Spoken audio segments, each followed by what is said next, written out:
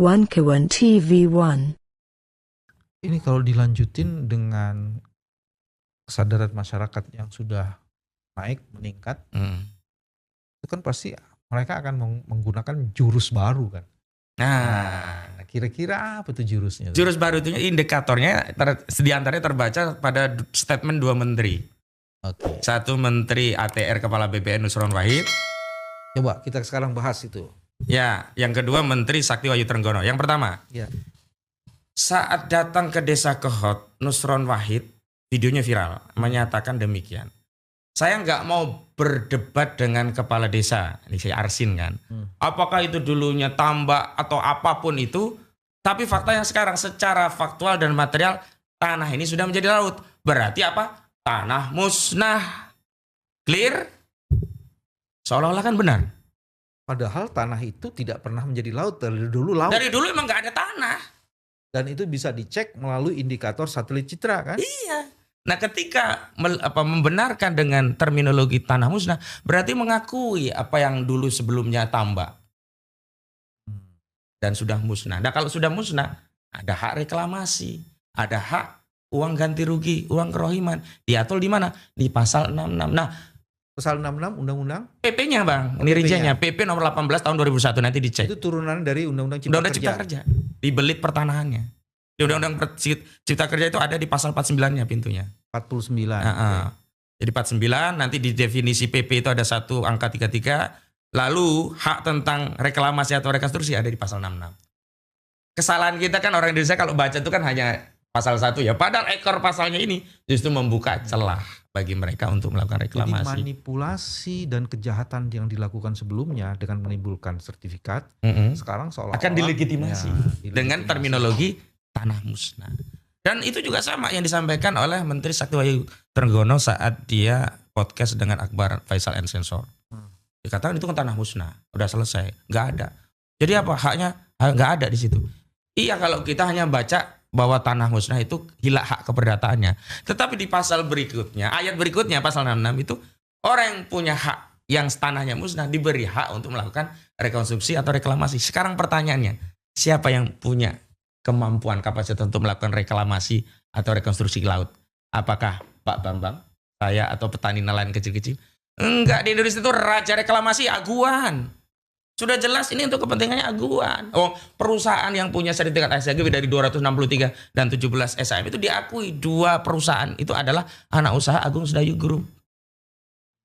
Desainnya begitu. Jadi tanah musnah itu adalah rekayasa legal engineering untuk Proses memberikan reklamasi. justifikasi terhadap reklamasi itu.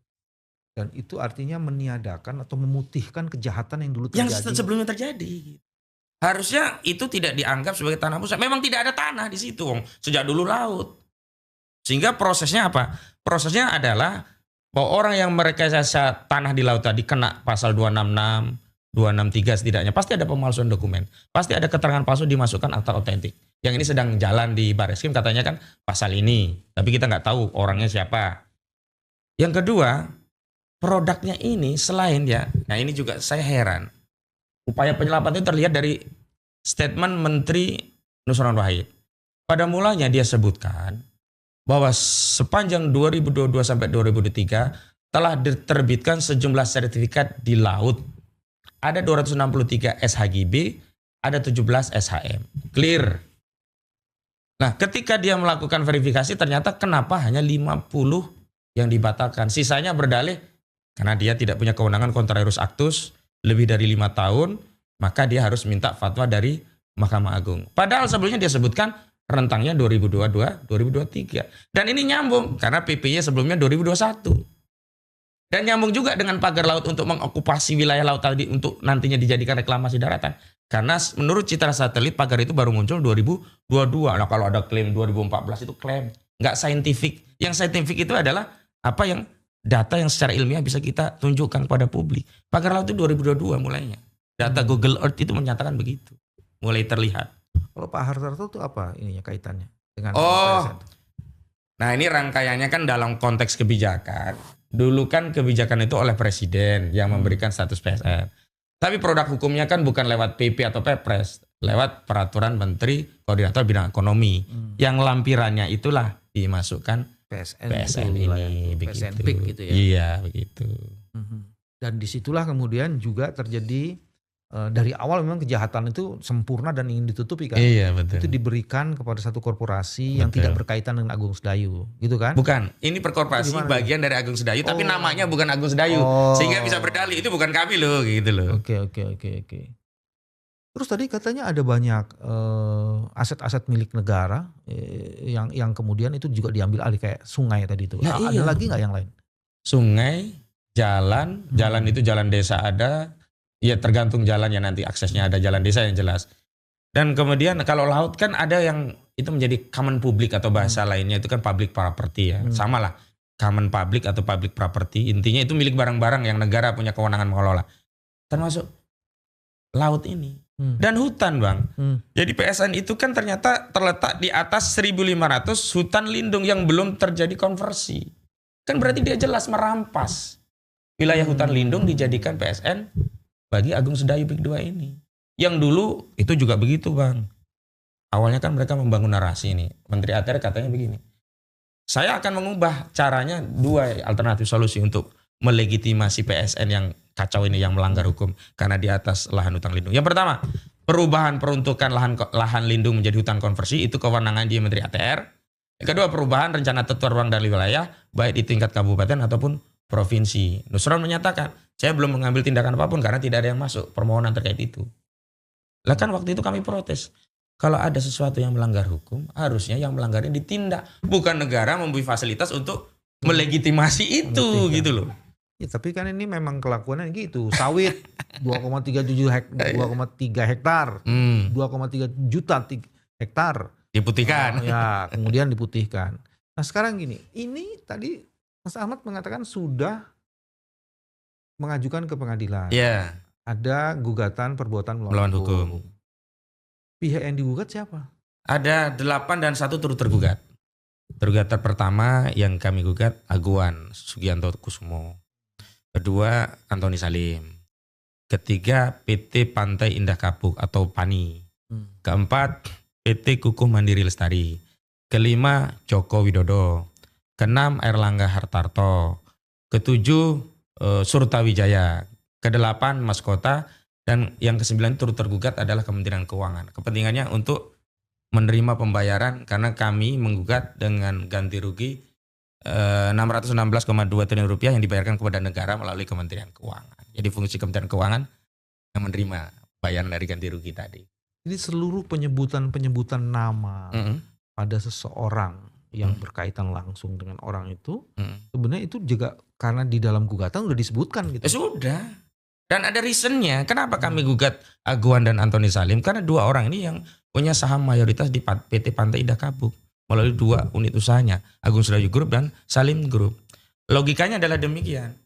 Siapa yang paling mendapatkan keuntungan paling besar, benefit paling besar dalam sebuah perseroan? Pemegang saham dong ya. Nah, ketika ada kesalahan, ya pemegang saham juga harus diberi pertanggungjawaban atas imbas atas andil dia punya saham di situ. Itu alasan dari sisi legal. Kemudian dari sisi hukum perseroan kan kalau perbuatan melawan hukum itu melibatkan korporasi dan ada kesalahan korporasi kan tanggung jawabnya bisa melampaui apa yang ada pada organ pengendali perseroan, termasuk pemegang sahamnya, bukan hanya direksi yang dipertanggungjawabkan. Jadi kita mau tarik semuanya. Nah, kenapa Jokowi sama Erlangga kita tarik secara pribadi? Karena kecenderungan begini, kalau yang selalu kita gugat jabatannya, ini orang pribadi yang bersalah ini bisa cuci tangan. Sementara pejabat baru seolah-olah jadi cuci piring, ini kesalahan lu. Kita harus tarik pribadinya karena dulu saat dia jadi presiden, dia yang menetapkan ini PSN. Erlangga dulu saat jadi menteri, walaupun sekarang tetap menteri yang sama begitu. Dulu dia yang harus dipertanggungjawabkan. Makanya Erlangga Hartarto ngeri juga saya punya pejabat seperti dia. Nggak paham dong, kita gugat pribadi. Arah gugatan dialahkan ke alamat rumah dia pribadi. Kok waktu panggilan sidang kedua, sidang pertama dia nggak datang. Sidang kedua datang, yang datang dari Kementerian Koordinator Bidang Ekonomi. Dapat surat tugas. Ya kita tolak lah, apa urusannya dengan Kementerian Ekonomi. Lalu oleh hakim, ini loh Pak, dikasih tuh. Ya, kayak diajari dari Kementerian Ekonomi. Ini loh gugatannya pribadi, alamatnya pribadi. Jadi surat kuasa ya harus dari pribadi Pak Erlangga, bukan dari surat tugas Kementerian Keuangan. Karena ini bukan tugas negara, ini bukan urusan negara. Iya. Kamu nggak bilang lu penyalahgunaan jabatan? Udahlah, teriak-teriak itu biasa. Bahkan kita bilang, lu goblok amat sih kira-kira begitu kan. Gak ngerti amat. Cuman kan pejabat kita begitu. Gak peduli dengan suara di masyarakat. Bodoh amat lah, yang penting punya kewenangan gitu loh. Coba sekarang mereka, apa yang mereka lakukan untuk menyelesaikan persoalan yang sudah kisruh ini? Diam aja mereka. Sekarang ada beberapa fakta kan di lapangan. Satu, proses ini masih terus berjalan. Terus. Artinya terrorizing juga kemungkinan besar. Kalau yang teror sudah agak turun banyak sekarang. Turun. Banyak. Makanya sekarang berani bersuara. Oke. Saksi-saksi kan sekarang mau diambil keterangan, divideokan untuk kepentingan pembuktian di persidangan dan juga kepentingan untuk meluruskan narasi di tengah masyarakat. Karena kan sekarang banyak orang nggak ngerti apa-apa ikut ngomong kayak Abu Janda. Pak Prabowo, pagar ini dibuat oleh nelayan. Jangan percaya Pak Prabowo kalau dibuat. Itu kan ngerusak itu. Nah makanya ada dua kepentingan. Selain kami siapkan untuk di pengadilan, kami edarkan juga di publik agar tahu. Masa masalah tanah ditutup pun mereka nggak ngakui. Tanah apa tadi? Tanah sungai di Uruk pun dibantah, kan kebangetan. Makanya kita buat video di atas sungai yang di Uruk. Jadi terrorizing sudah tidak terjadi dengan cukup masif, tapi masih ada. Masih.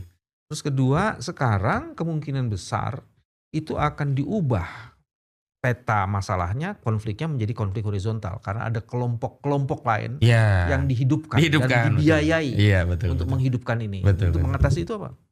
Ya kami tentu saja meminta negara hadir kan. Kita ini kan rakyat. Kita nggak punya kewenangan, nggak punya senjata, nggak punya kewenangan.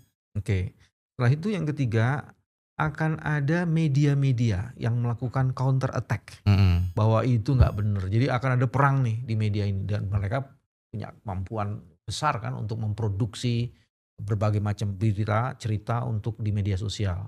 Kalau sekarang udah kalah mereka. Seluruh media mainstream pun sekarang sudah bicara kebenaran. Saya hadir di beberapa TV, di Bang Karni Ilyas, di ILC saya juga hadir. Dan semua narasi mereka semua terbantahkan sekarang. Kenapa? Karena ada keterlibatan publik seolah-olah ini perkara mereka dan mereka bersuara di sosial media. Gak kebendung ini Bang. Gak kebendung. Mereka langsung bikin video sendiri. Saat dampak daripada PIK itu pengurukan ada banjir, mereka juga video banjirnya mereka. Ini gara-gara PIK nih kami banjir. Kalau gitu sebenarnya melalui channel ini kita juga bisa. Nah ini membantu juga alhamdulillah ini. Menghimbau seluruh masyarakat yang merasa dirugikan. Maka dia harus mengemukakan itu melalui media-media sosial. Jadi dengan begitu masivitas informasi bahwa kejahatan itu sudah berlangsung secara sistematis itu terjadi. Terus yang lainnya, kan ada pemain-pemain yang sebagiannya itu adalah bagian dari kekuasaan. Mereka bekerja secara sistemik. Ada kepala desa di situ, ada aparat di situ, ada ASN di situ. Untuk yang itu gimana tuh? Indikator pemain itu dua yang bisa kami baca. Pertama, yang aktif membela dengan narasi-narasi yang melegitimasi apa yang mereka inginkan. Itu yang di garis depan tuh. Garis depan. Yang kedua setidaknya yang mengambil sikap diam. Itu juga bagian dari pemain. Karena kalau dia bukan pemain pasti dia bersuara. Karena nggak mungkin nurani yang nggak terusik dengan melihat orang yang tanahnya dirampas, nggak dibayar. Ada yang 28 hektar, ada yang 6 hektar, ada yang 11 hektar, macam-macam. Nah, cuman bagaimana peta ujung daripada pertarungan ini? Baliknya memang ke kekuasaan. Kekuasaan atau negara ini mau berpihak kepada siapa? Kalau dia berpihak kepada oligarki, nggak ada nilai upaya kita di pengadilan itu. Kita tahu sendiri. Kekuasaan pengadilan itu subordinat lembaga kekuasaan. Kan hukum produk politik. Otoritas politik itu di atas otoritas hukum. Norma hukum pun dibuat oleh otoritas politik. Makanya kami tidak melihat pengadilan itu sebagai sarana untuk mencari keadilan secara direct, enggak. Tapi paling tidak menjadi sarana untuk mengungkap ini ke publik. Tapi kami punya landasan hukum karena kita sedang melakukan aktivitas pro justisia sehingga kami tidak bisa dikriminalisasi. Karena kan kita tahu sekarang ini kan orang yang memperjuangkan keadilan, membela yang benar malah kena potensi kriminalisasi. Harus kita antisipasi juga yang begitu. Kalau begitu sebenarnya saya menduga ada 3 hal yang sekarang akan terjadi. Nanti dibuka sedikit-sedikit ya. Pertama, dibangunlah satu legal justification hukum yang seolah-olah ini jalan keluar. Tapi sebenarnya ini adalah jebakan. Iya betul. Tadi sudah dijelaskan. Salah satunya adalah tanah musnah. Jadi itu mungkin bisa terjadi dan akan terjadi kampanye terus-menerus untuk melegitimasi ini. Dan akan ada ruang-ruang publik yang disediakan oleh mereka, diisi oleh orang-orang bayaran untuk mengkampanyekan ini. Betul nggak kira-kira? Betul, betul. Tepat sekali. Oke, itu bagian pertama itu. Terus bagian yang kedua akan ada benturan. Konflik-konflik horizontal yang direkayasa.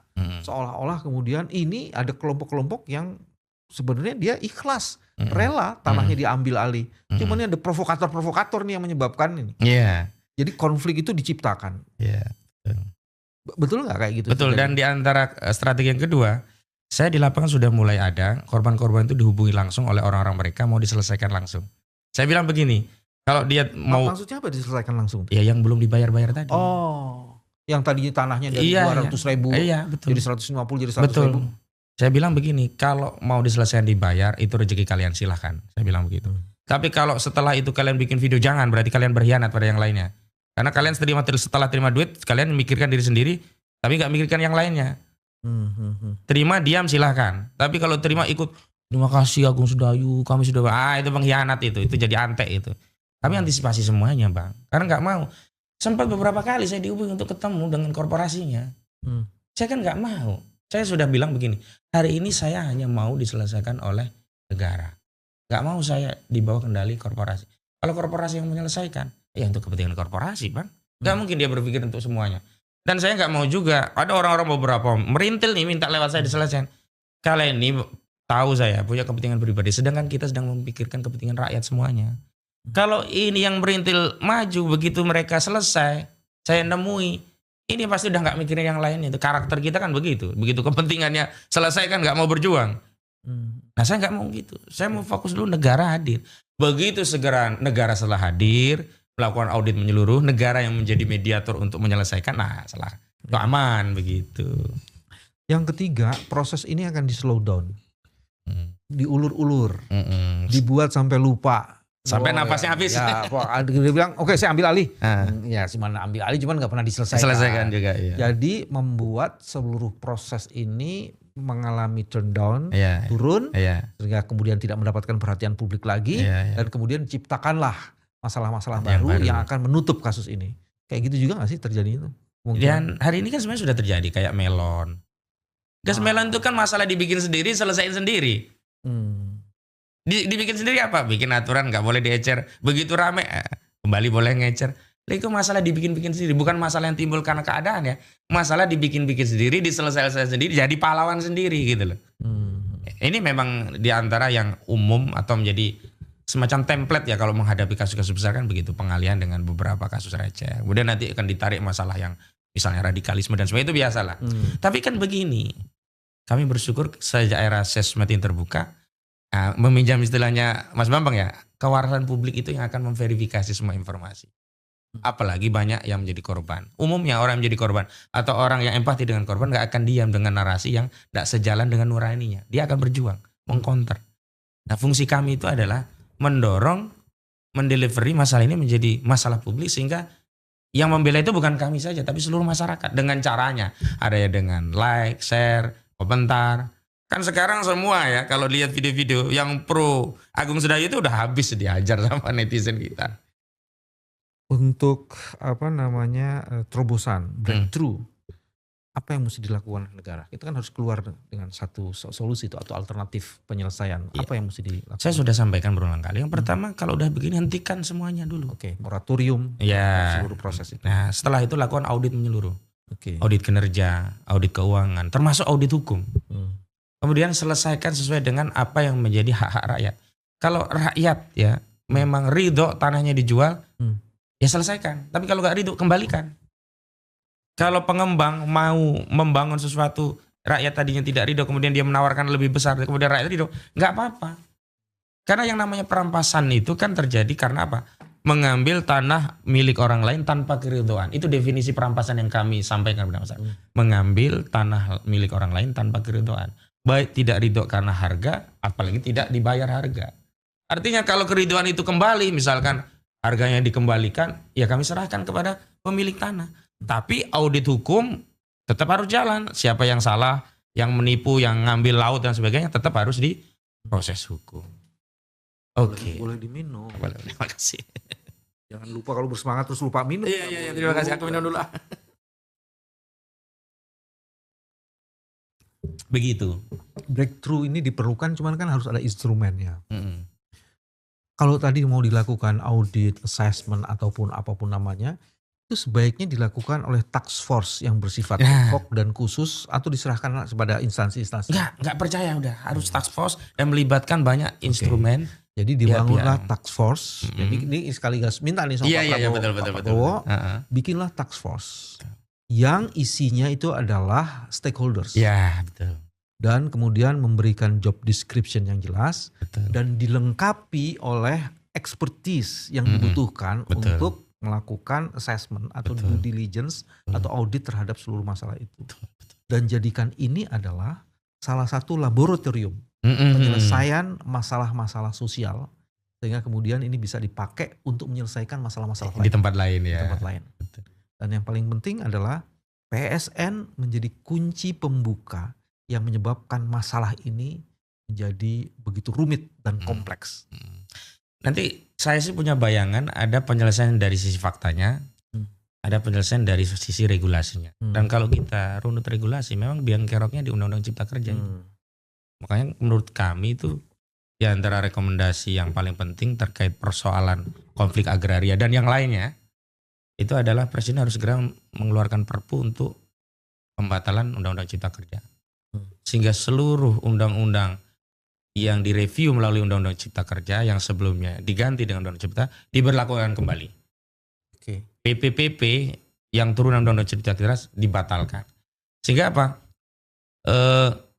Proses perampasan hak-hak publik bukan hanya masalah tanah ya. Hak publik itu banyak sekali. Sampai saya menggunakan istilah begini dulu itu sama kawan-kawan di Banten. Lah iya, kalau dulu oligarki itu tuh merampok tanah kita berupa nikel, batu bara, timah, di gunung-gunung, di lembah-lembah, kita diam. Ya wajar karena jauh dari kita.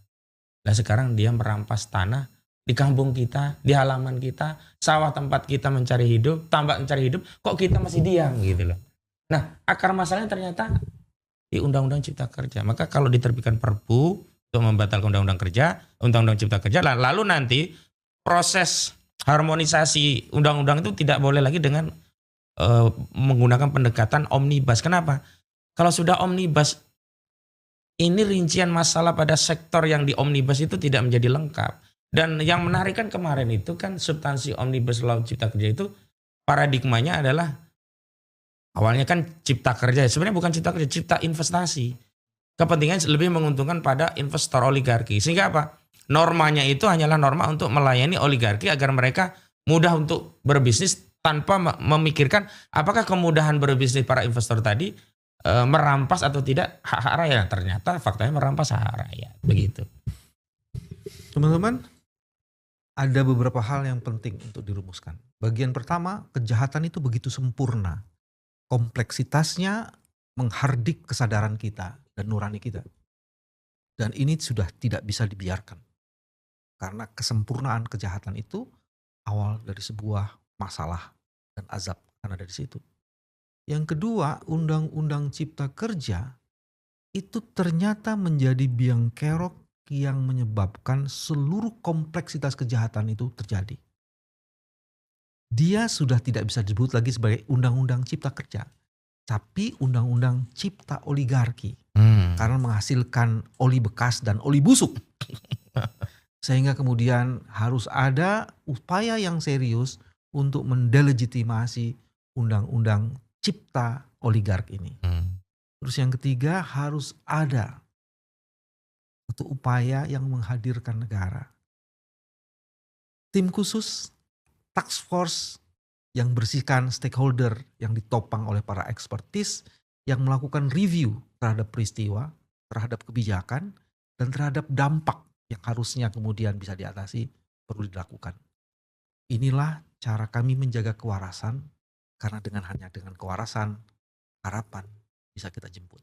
Masya Allah. Selamat datang orang-orang waras. Terima kasih. Assalamualaikum. Waalaikumsalam warahmatullahi wabarakatuh. Oh.